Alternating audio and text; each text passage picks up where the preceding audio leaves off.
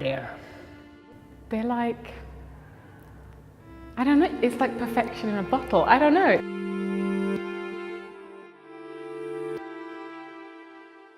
Sometimes I think of like male dancers being like as strong as an animal like a rhino. Sort of I would almost say like a daredevil, but you can't look like that at all. I'd love to be like that one day, you know. What gives you a feeling of grace, of elegance, and I think that's really missing nowadays.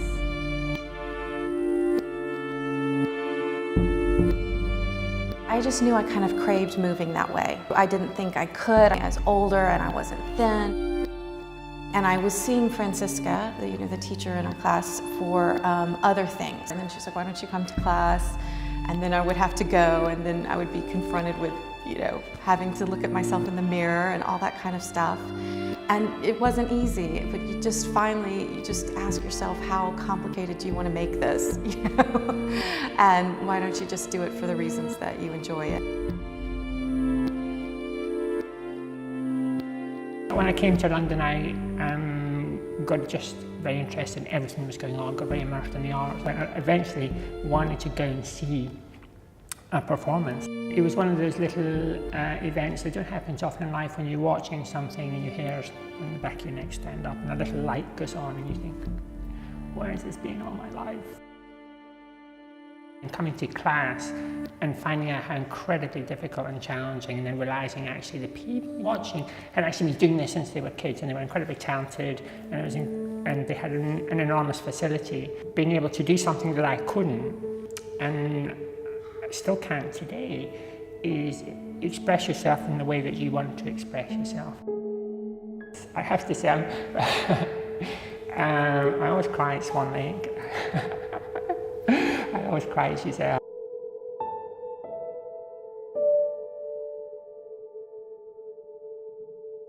You start off quite small, and then as you get into all these positions, you start growing and your body sort of expands, and then it's sort of like you blossom like a flower. And I've never really been a fan of the tutus that much, but I liked the laces on the pointed shoes. Yeah, it looks very princess-like.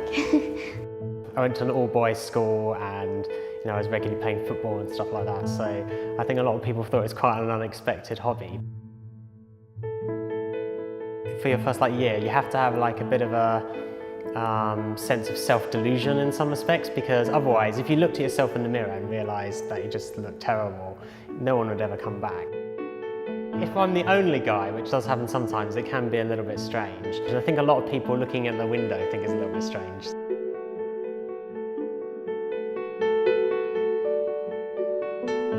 There's a lot of traditional male traits in ballet, so you have to be really strong. All the dancers tend to be very sort of fit and lean and muscular, and obviously there's lots of pretty girls in the room as well. So I don't think it should necessarily be treated as an anti-male thing. It's just, I always think of just a feeling of almost like my heart bursting. If you could have joy in the shape of a person. So even when someone's dancing something very sad, it's almost like it's their heart. Coming back to ballet as an adult was very intimidating. There's those little moments where something just feels right on one movement, and you get that, and then it's gone very quickly as you go on to the next movement or the next. But those little moments where you do feel,